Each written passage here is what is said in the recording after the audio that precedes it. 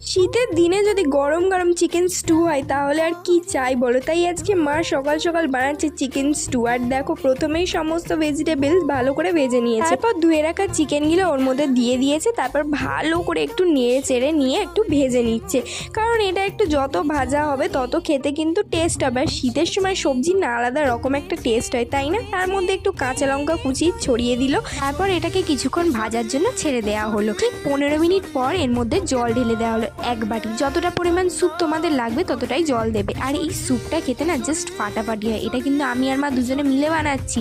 তার মধ্যে একটু কর্নফ্লাওয়ার গুলে নিল মা, আর কিছুক্ষণ ফুটে যাওয়ার পরে এই কর্নফ্লাওয়ারটা এর মধ্যে ঢেলে দিল। কর্নফ্লাওয়ার দিলে একটু ঠিক টাইপের স্যুপটা হয় আর পুরো দোকানের মতো খাওয়ার টেস্ট আসে।